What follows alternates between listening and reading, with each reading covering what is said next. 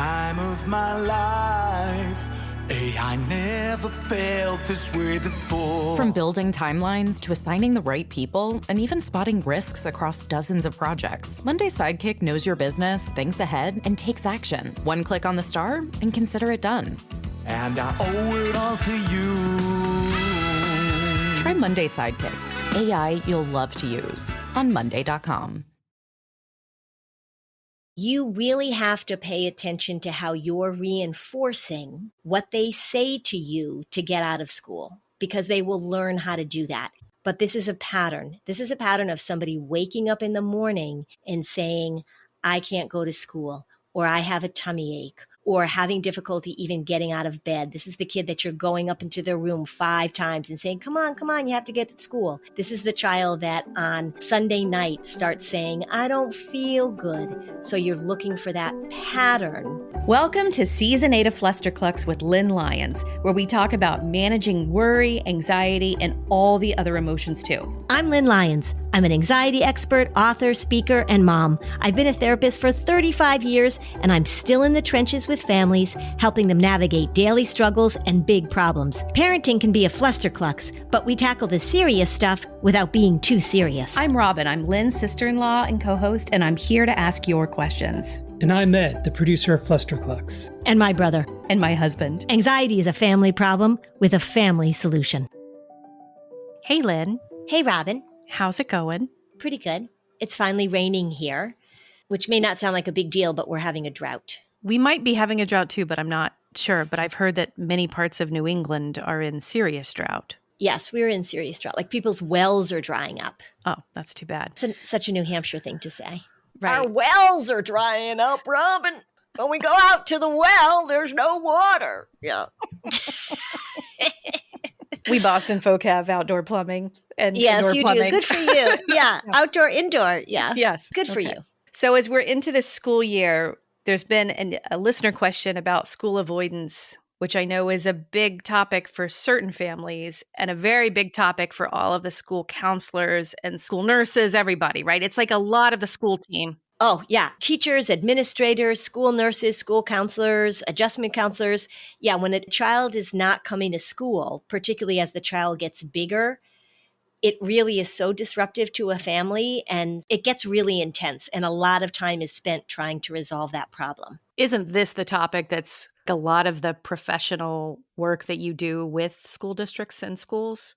I feel like a lot of what I'm trying to do is to prevent school avoidance from happening in the first place, because school avoidance often has some tells it is showing up. And so if we look back in the history of a family where a child develops school avoidance, particularly if they're maybe in 4th, 5th, 6th grade, or certainly older, there are some things that sort of hint that this might be a coming down the pike.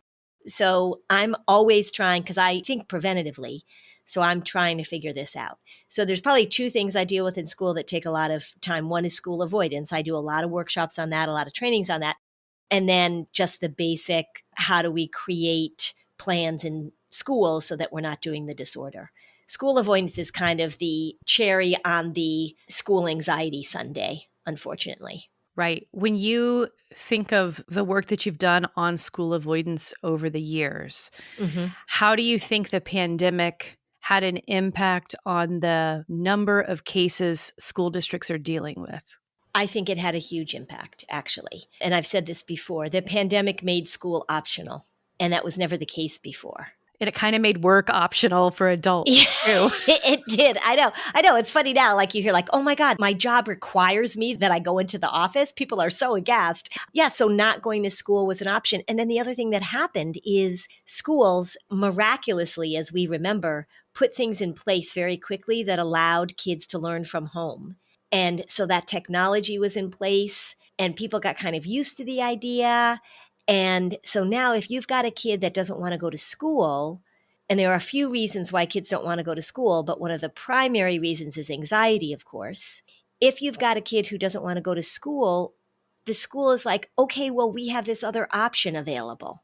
And very quickly, they sort of slide into the I can do school from home routine.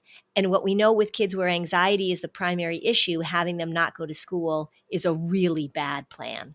Like, I don't think my kid's school district allows you to learn remotely still.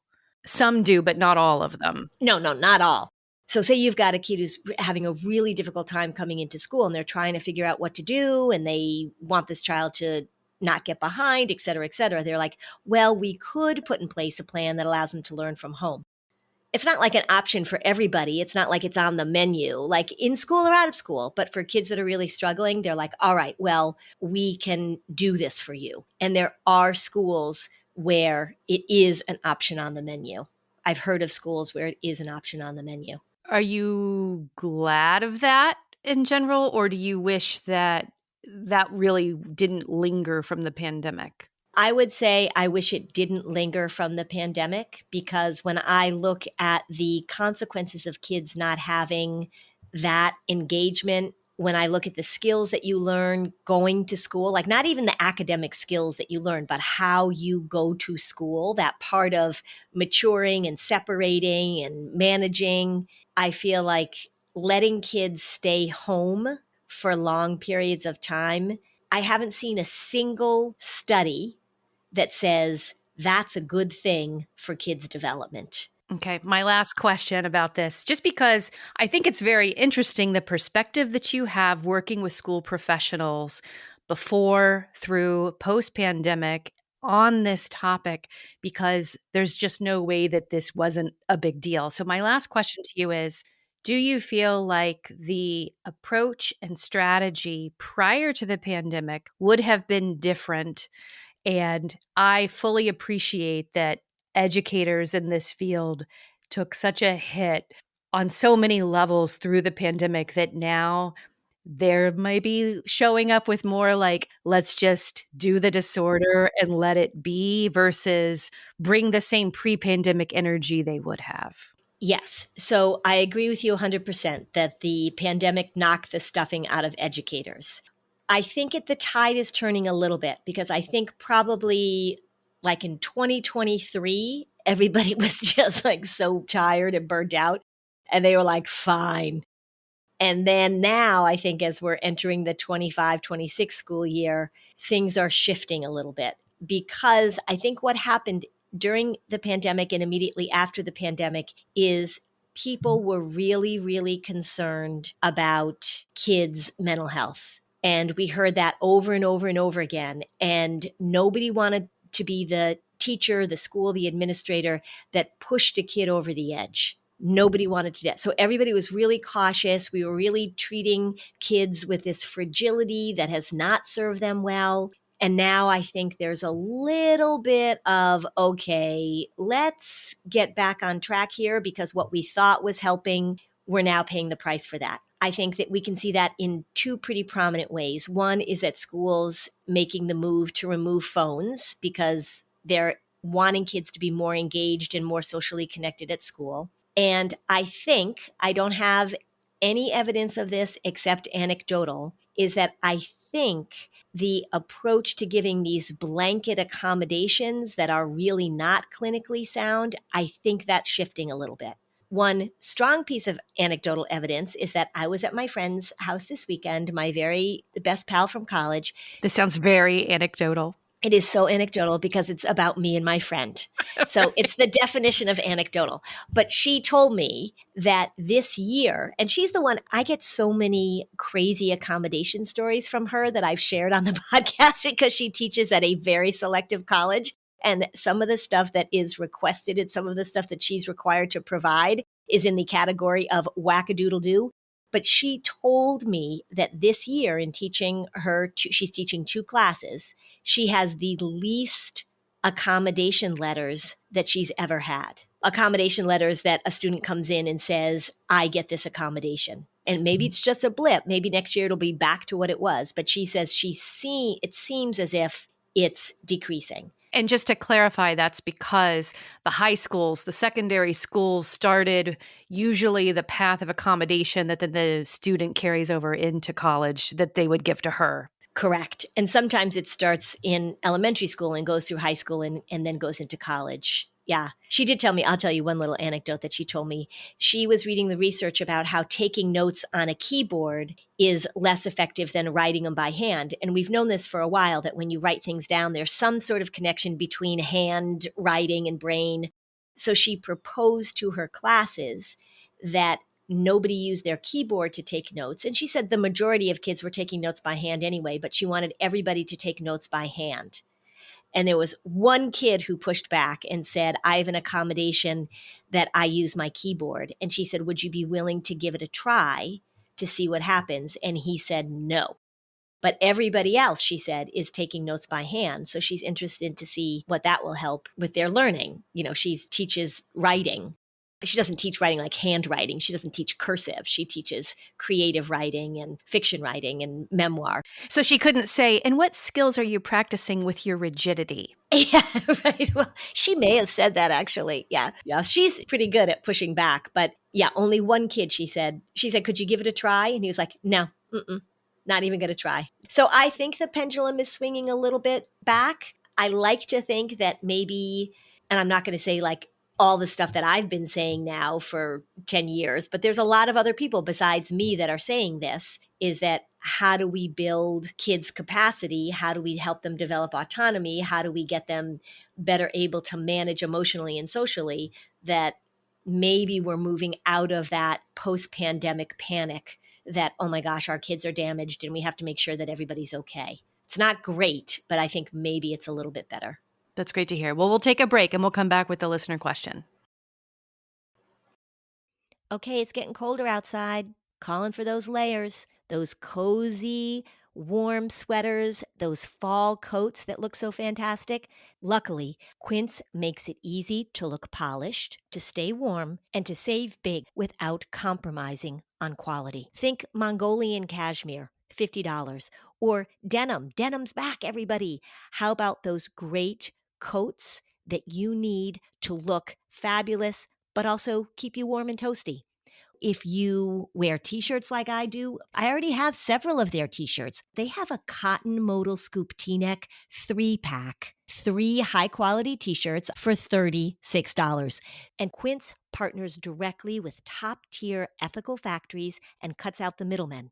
They deliver luxury quality at half the price of similar brands. It's the kind of wardrobe upgrade that feels smart and stylish and effortless. So find your fall staples at Quince. Go to quince.com/fluster for free shipping in your order and 365-day returns. Now available in Canada too. That's QUINCE.com/fluster to get free shipping and 365-day returns. Quince.com/fluster. All right, everybody, fall is here. And with it comes cooler nights and heartier meals and craving for that something that's just warm and satisfying. That's where HelloFresh comes in, bringing you comforting, chef-designed recipes and fresh seasonal ingredients right to your door. This season, they've taken things to the next level with their biggest menu refresh yet.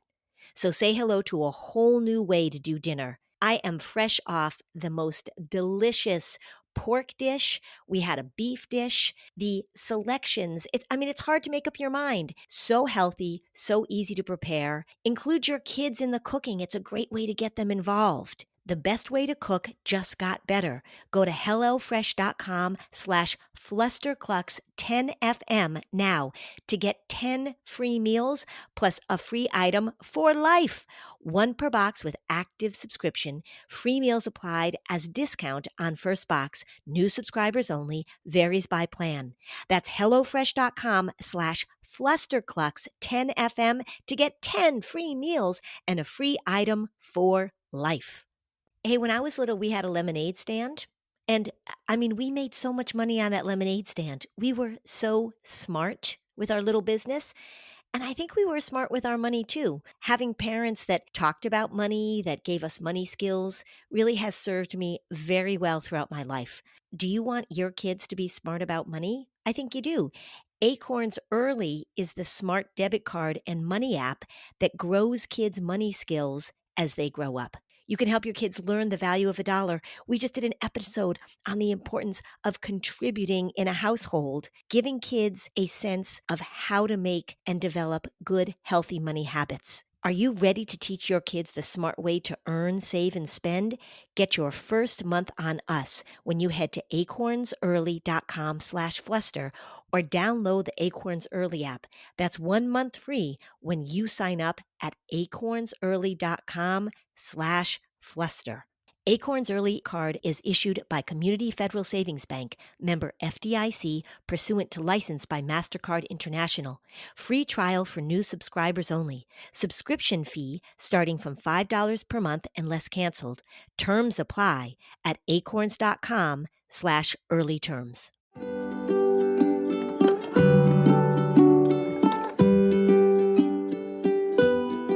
Okay, we're back. Okay, Lynn, I'm going to get into this listener's question that we can talk about. Okay. Justin, my son, has had attendance issues in the past. He attended part-time kindergarten, and that's when it began. He attended first grade, but then we decided to homeschool him for various reasons. My kids went back to school last year, grade 5 for my son, grade 2 for my daughter, and though there were some days that Justin refused to go, it was mostly a great year. This year, he's in middle school, and there have been a few days that he refuses to go. He's very social and loves people. He wants to go to school, but sometimes his fear gets in the way, though I'm working hard at using your approach. I can't physically force my son to attend school. Should there be a consequence then for him not going? So, for example, because you didn't go to school, you can't go to soccer practice tonight. Or because you didn't go to school, you cannot have a play date this week. What are your thoughts on that? I got thoughts. I bet you do. I am guessing that this family has struggled with anxiety in some ways for many years based on what she's saying. And the heart of her question is, okay, so now we've reached middle school and I'm seeing this pattern and it's not great. And so what do I do when he doesn't go to school? So let me just say a few things. This listener question, this mom describes a very typical course. So when we see kids who are older, who are not attending school, who are school avoidant, there are a few things that we want to look for, first of all. One, the majority of kids who are not going to school, who are school avoiding, are doing it because of anxiety and or because there's a learning problem.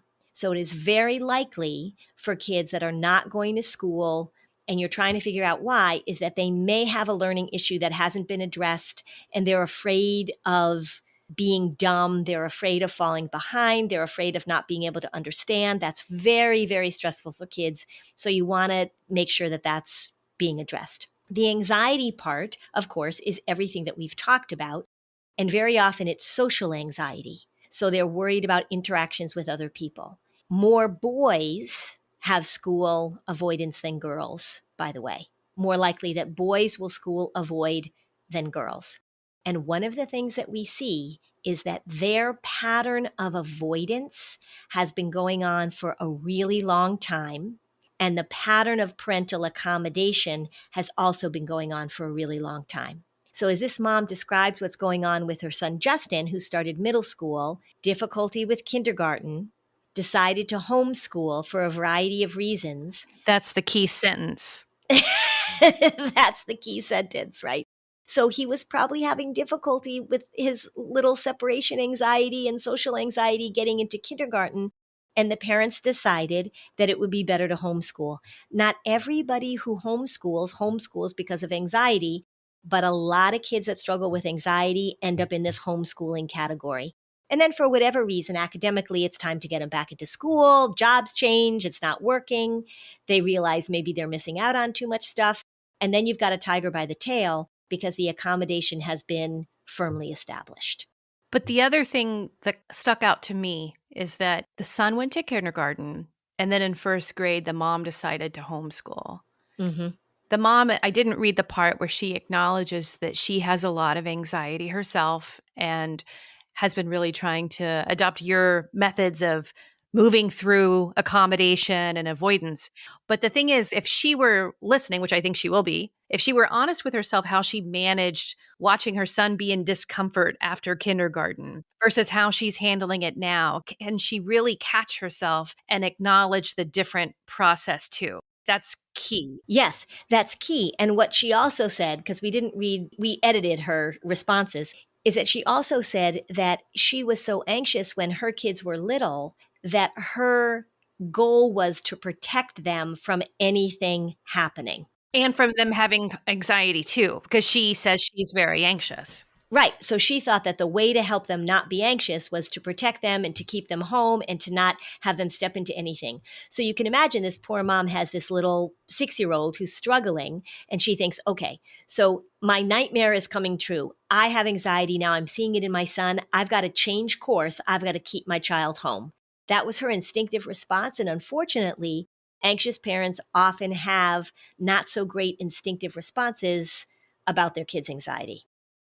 And then she also says her husband doesn't have anxiety. And he's like, we just got to go with the flow. We just got to get him into school. And his approach actually is much more effective. But what happens with the anxious parent says, you don't know how I feel. This is harder than you think. I don't want to be mean to my kids, et cetera, et cetera. All right. So all of that happened in a very classically predictable anxiety school avoidance path. They went down the path. Here's the question she has now. As we're getting him into school, as Justin is going into school, what does she do now when he refuses to go? Because now she's got a bigger kid. She can't physically put him in the car. She can't do the sack of potatoes technique. And she is seeing this pattern, and she is rightfully concerned because this pattern, which has been going on for a really long time, speeds up in middle school and high school and becomes more and more problematic. So she's right to be concerned about it. I won't say she's right to worry about it, but I'm glad that she's sort of like, you got to do something. Do you punish a kid who doesn't go to school? The answer is no. But here's what you do. You make sure that home is not reinforcing staying home. And very often when kids are school avoidant, one of the things I ask is, what do you do at home when you're not at school? They're staying up late and they're sleeping in. They might have access to screens. Very often, if parents are working, either working out of the home or working in the home, they can't really attend. So the kids are sort of left on their own to kind of run their day. And it's really pretty pleasant. So school avoiders decide that it is more comfortable to be at home than it is to be at school. And our job is to make being home not so comfortable, which means that during the school day, they are not to do anything that they wouldn't be doing if they were in school. So they're not to sleep in, they're not to be on phones and screens, they're not to be playing video games, they're to be doing things like reading. Now you might say, well, but he loves to read novels or he loves to read his Star Wars books. Is that good? Not really.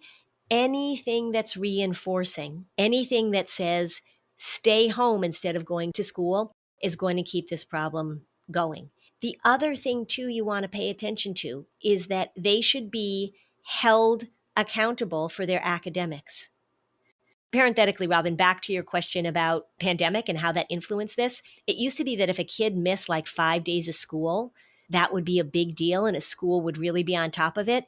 That number has shifted incredibly since the pandemic. Now it's like 25 days or something, Yeah, I'm sure. Yeah, like they're missing 1 day a week. There's a kid like, I only go to school Monday through Thursday, or I only go Tuesday, Wednesday, Thursday. I believe in the 4-day school week. Yeah, right.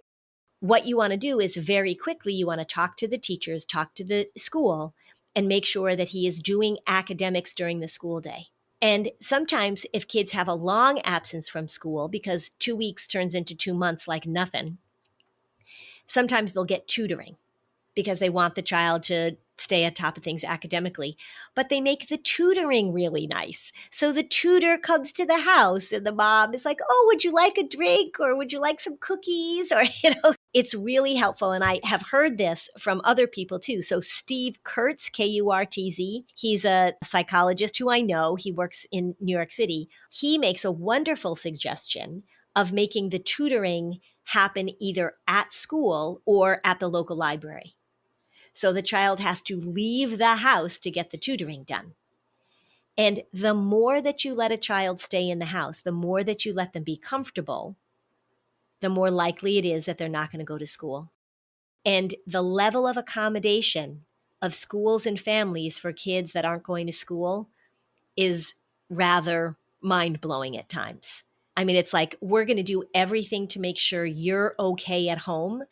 And the kid's like, why would I go to school? I hate school, but home is like totally awesome. I'm going to do it. So you want to set it up that they have to get out of bed the time that they would be going to school, that they're responsible for their homework and their academics. There may be chores at home that they have to complete if you're not there. So they're responsible for doing the breakfast dishes if they're old enough. You teach them how to do laundry. Maybe they're the ones that are changing the sheets on the beds. You put them to work so that they're being productive.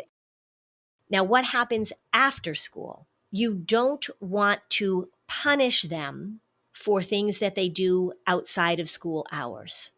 And some people might disagree with that, but I've said this before, you never punish a kid out of an anxiety issue. It just doesn't work. You got to teach them the skills. So if they are playing in a soccer league, as Justin's mom says, or if they have social connections with friends, you don't want to punish them after school for two reasons. One is that it doesn't work because it doesn't teach the skills that they need.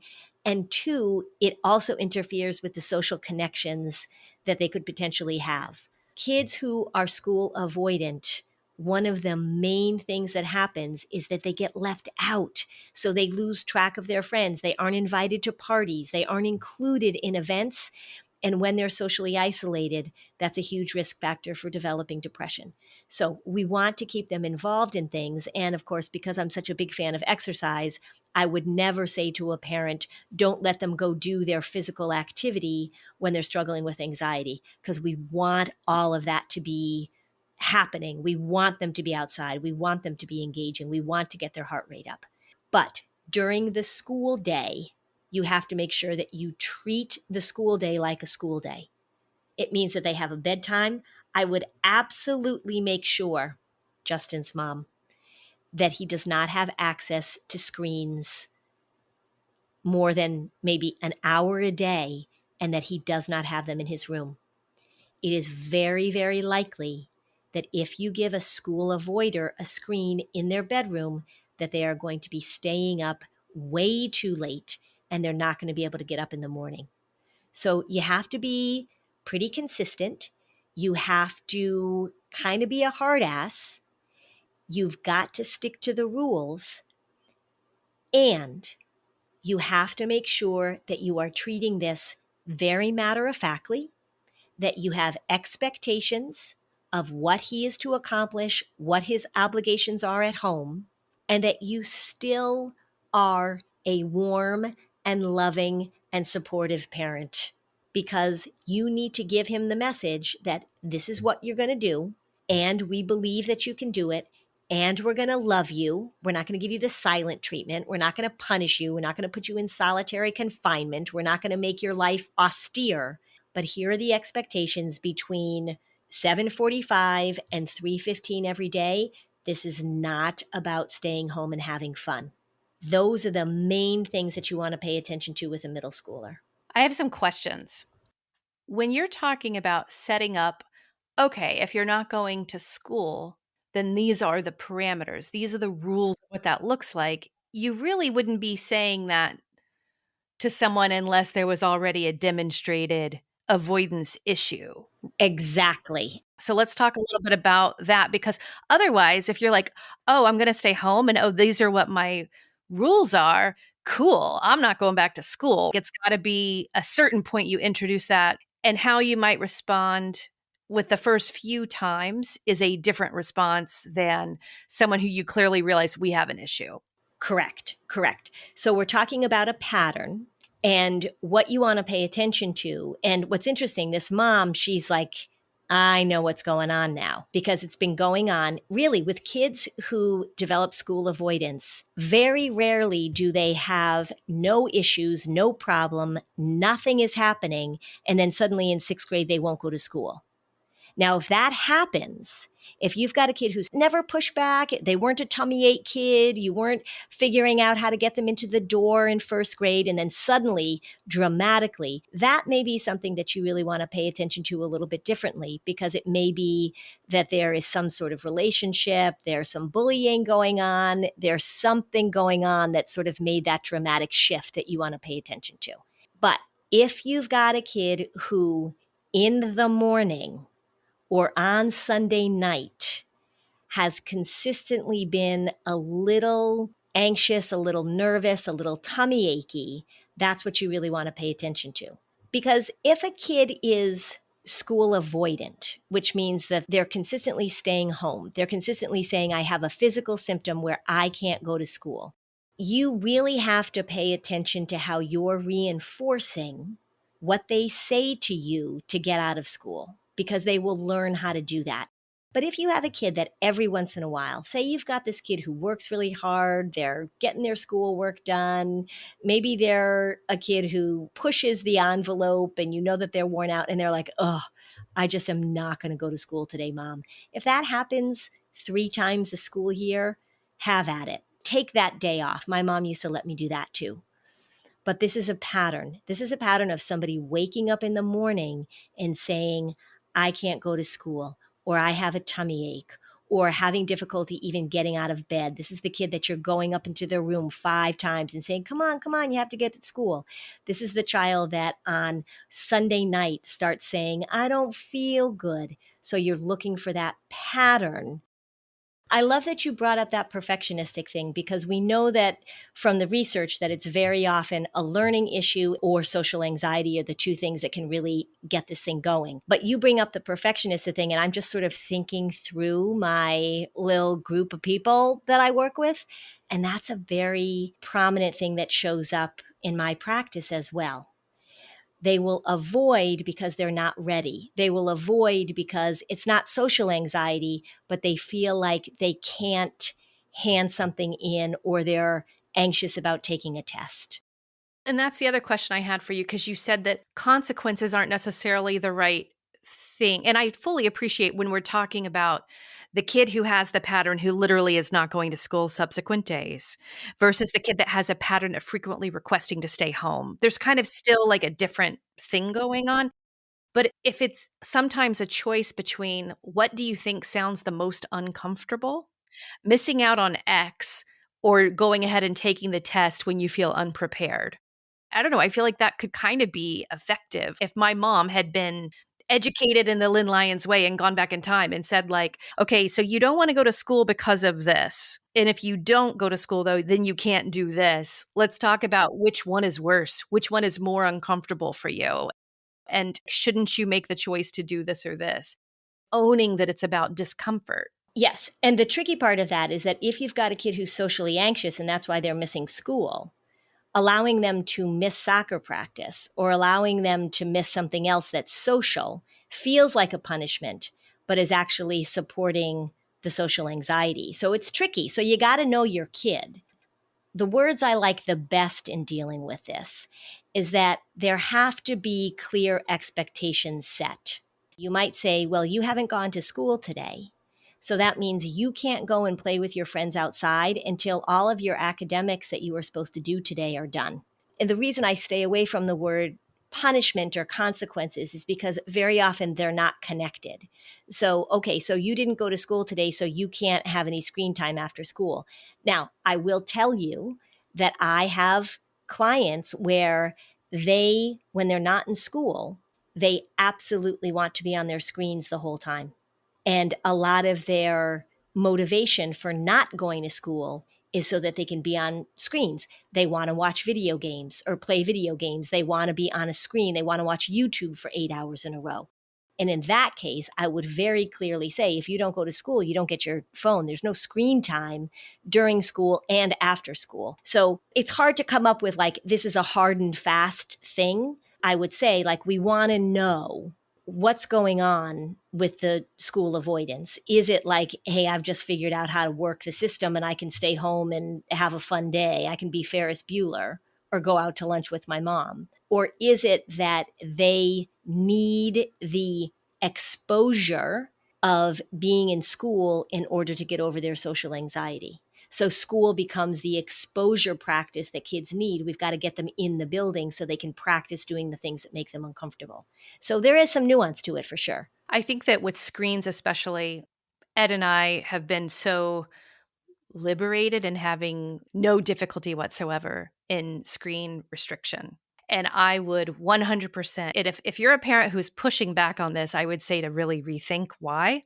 If you don't go to school, you don't have a screen and you won't get your device back until you've gone to school. And when you get home from school, then you will get your device back, period. Yeah, I don't have a problem with that. No negotiation at all. Yeah. And negotiation is the thing that gets you stuck.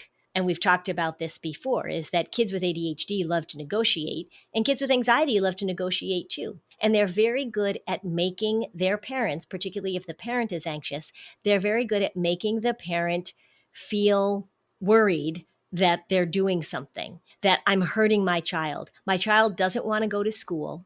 I feel so badly. My child is socially anxious. My child has dyslexia. My child has tummy aches. I feel so badly about that I'm just going to bend over backwards to make sure that I don't do harm. And the shift you have to make is allowing your child to check out of their life is doing harm.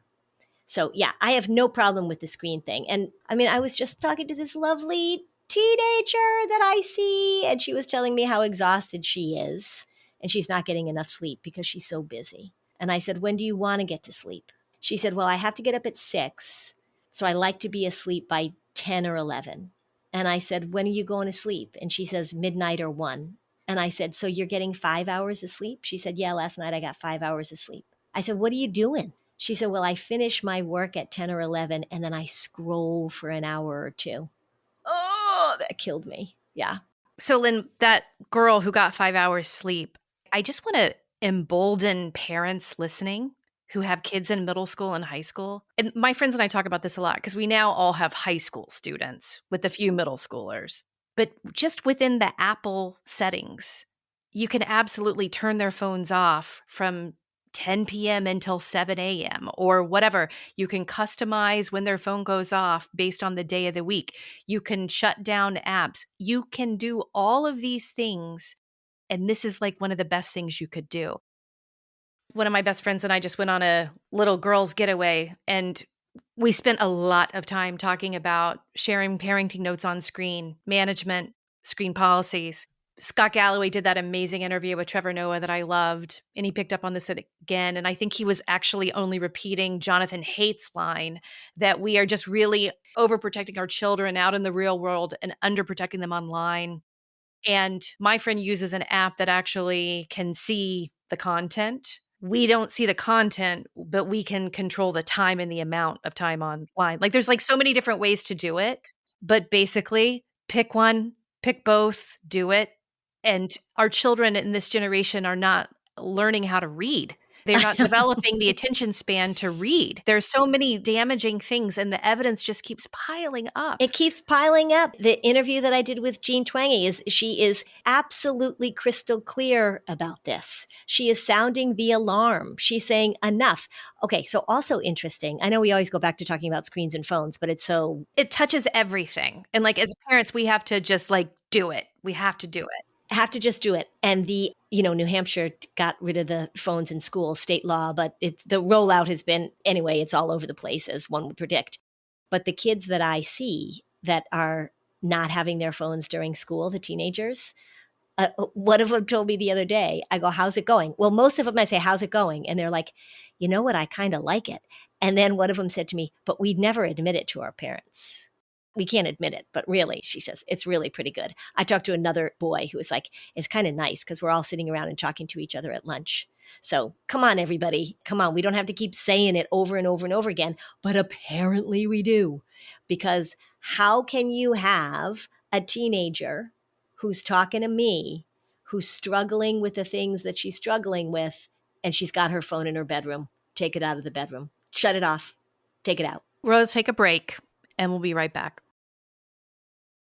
So you hear me talk about it all the time. The stress of homework, of helping your kids after school. You guys are tired. There's activities. It's not always easy to sit down and provide that one-on-one help. And sometimes you're not the best person to do it. Wyzant is the nation's largest network of tutors trusted by parents nationwide. With more than 65,000 expert tutors around 350 subjects, Wyzant makes it easy to get personalized, one-on-one online support that fits your schedule and your budget. Every lesson is tailored to your child's needs, goals, and learning style. Tutors meet students where they are, whether they're preparing for college essays, tackling algebra or chemistry, or building study skills. Lessons are online from the comfort of home and scheduled around your family's busy routine. So evenings, weekends, after practice, Wyzant makes tutoring work for you. Help your child succeed in school and boost their confidence with Wyzant. Go to Wyzant.com,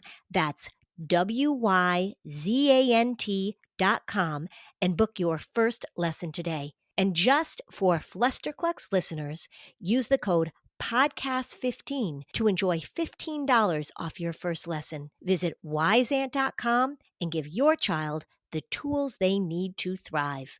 Hey everybody, the kids are back in school, the vacations are over. It's officially the start of the cozy season, which means you need your Bombas socks and your slippers. They have the most comfortable socks, slippers, tees, and underwear out there. They're made from premium materials like merino wool that keeps you warm when it's chilly but cool when it's hot. Supima cotton, it's softer and stronger and more breathable than regular cotton. And even rag wool, the thick, durable, classic, cozy sock that you'll want all fall. For every item you buy, Bombas donates one to someone experiencing homelessness. Over 150 million items have been donated thanks to customers. If you're not satisfied, 100% guarantee they'll make it right. There's no risk and all reward. I love my Bombas socks. I wear them every time I go to the gym. I love them.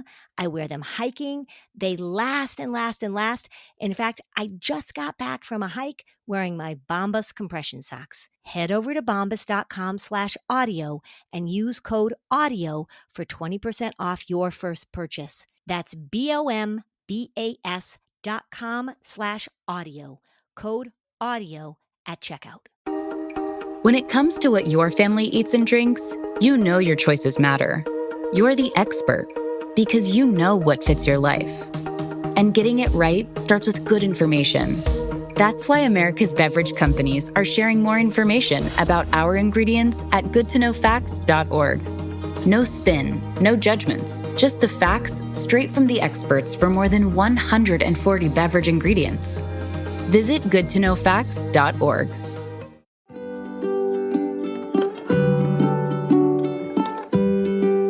Okay, so now back to the show.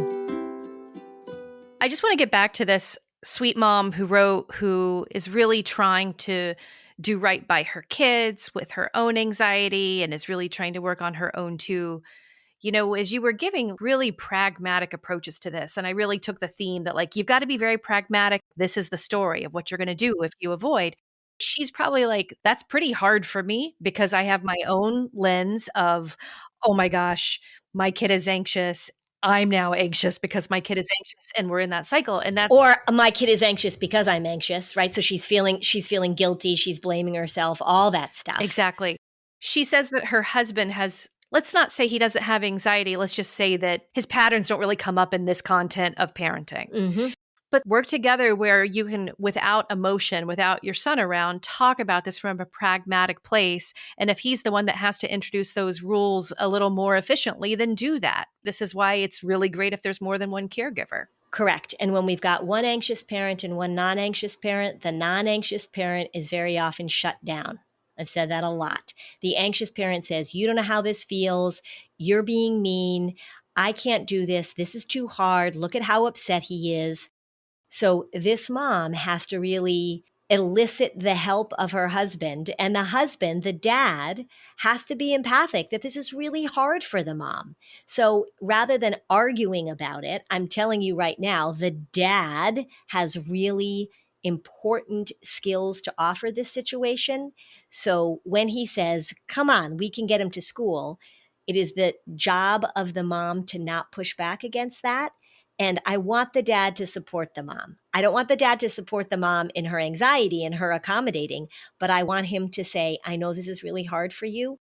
Consistency is what's going to pay off. I'm going to help you with this. I'm going to talk to Justin about this so that the mom doesn't feel like she's doing it alone. And the mom doesn't take on this responsibility of, if he gets upset, it's because I'm damaging my boy. The dad has to step in. Don't be passive. Step in and say, these are the expectations. Your mom and I are on the same page about this. The school also has to be on the same page about that. So the school has to be very clear that they are not going to set things up so that he can stay home and be positively reinforced, that he gets a tutor that comes to the house, that somebody delivers his work for him, that he gets extensions on everything. It hasn't gone on that long in middle school yet. We're right in the middle of the first month of school. So get on it and get the school to be consistently saying, these are the expectations. We have to make this uncomfortable for him with support, but we have to make it uncomfortable. High expectations, warmth, love, support, and high expectations and consistency for sure. Thanks for listening. And if you found this podcast helpful, please give us a 5-star review on Apple Podcasts. It helps other people find this information. And if you'd like to dig deeper on any of these topics, we have specialized playlists on our Spotify profile, and the link is in the show notes. Topics like teens, depression, and OCD. Bye, Lynn. Bye, Robin.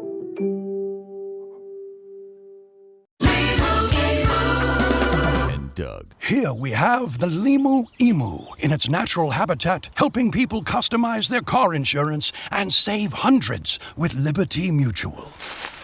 Fascinating. It's accompanied by his natural ally, Doug. Limu? Is that guy with the binoculars watching us? Cut the camera. They see us. Only pay for what you need at libertymutual.com. Liberty, liberty, liberty, liberty. Savings vary. Underwritten by Liberty Mutual Insurance Company and affiliates. Excludes Massachusetts.